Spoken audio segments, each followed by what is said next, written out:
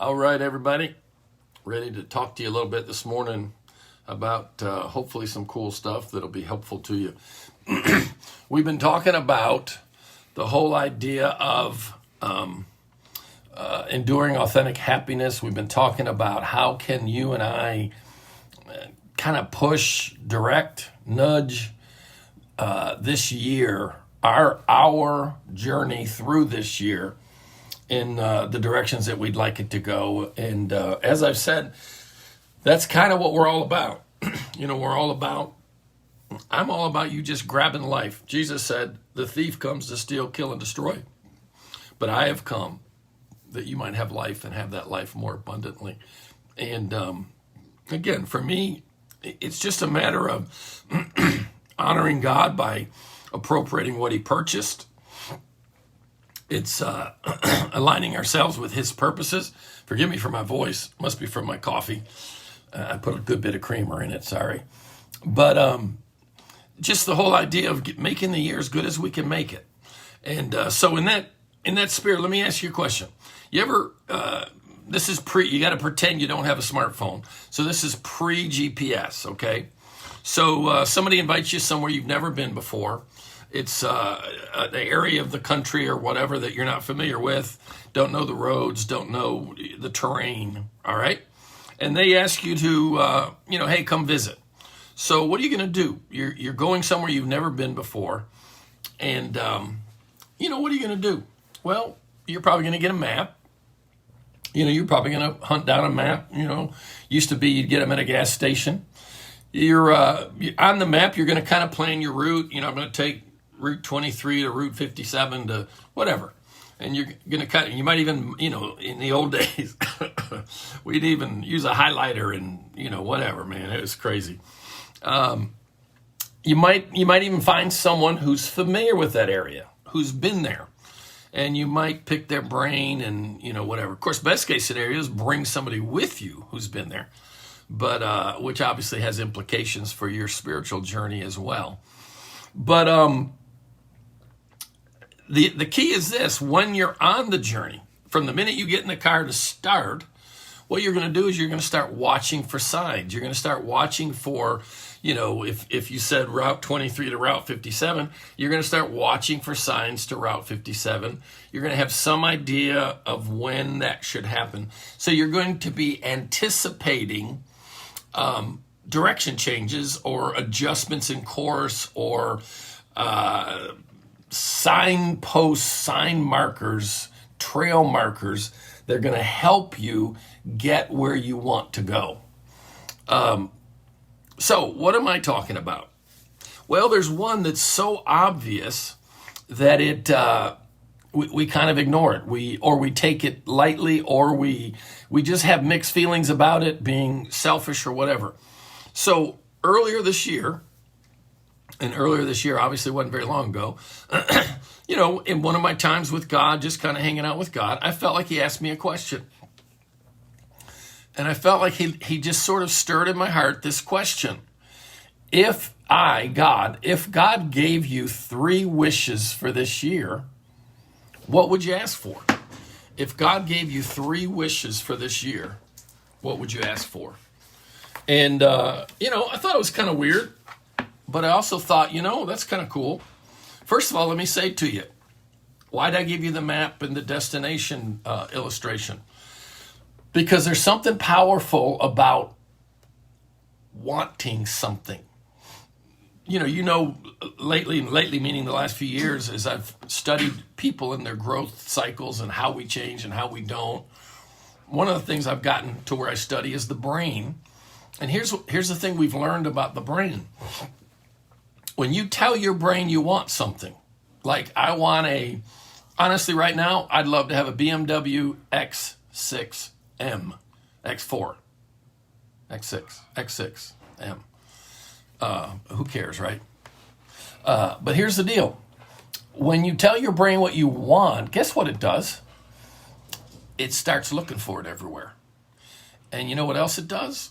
If it has any clue as to how to get that, it starts looking for the trail markings to get you there. So what does that got to do with anything? It's kind of important for you to identify and say to yourself, maybe even to someone else, I want blank. I believe this. It takes courage to say you want something. Why does it take courage to say you want something? Because then you risk the pain of not getting it. And here's the thing. How many of us have gone through life pretending, even deceiving ourselves? Well, I didn't really want that. Well, I didn't really care about that. And the truth is you did.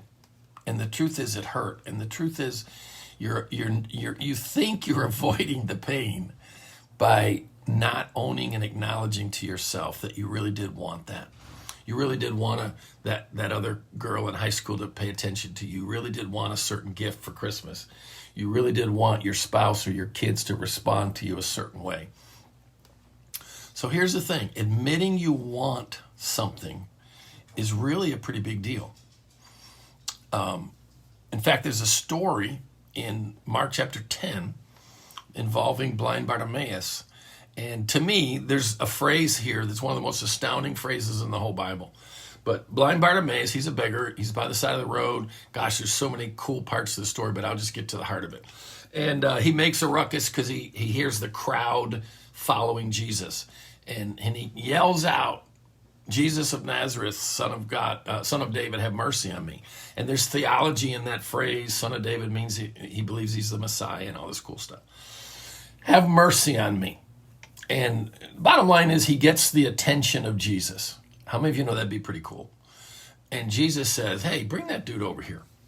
So they bring this blind beggar to Jesus. And you know what Jesus says to him? Jesus says to a blind beggar, what do you want me to do for you? Jesus, God in the flesh, third person of the Trinity, or one of the three of the Trinity, says to a blind beggar, how many think you could probably figure out what that blind beggar wants, you know?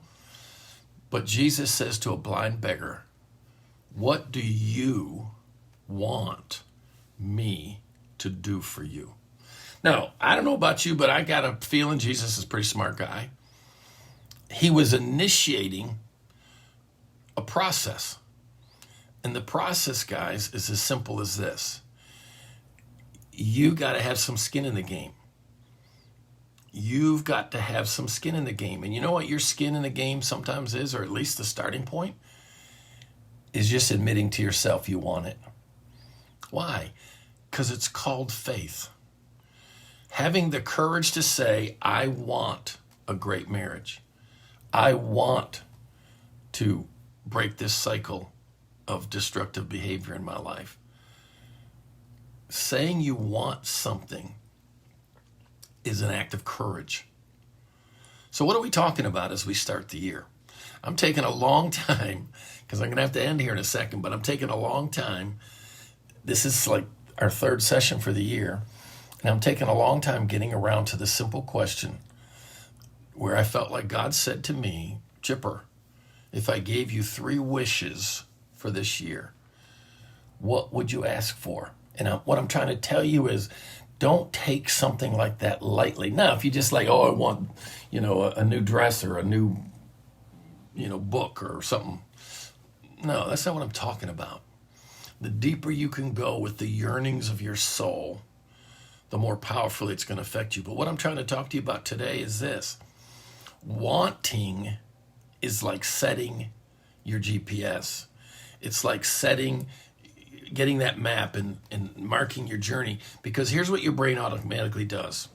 As soon as you admit to yourself what it is you want, there's parts of your brain through information they filter, through information they ignore, through information they focus on. There's parts of your brain that once you say, I want blank, your brain starts watching for the trail markings, watching for the turns and twists of the route to get you what you want.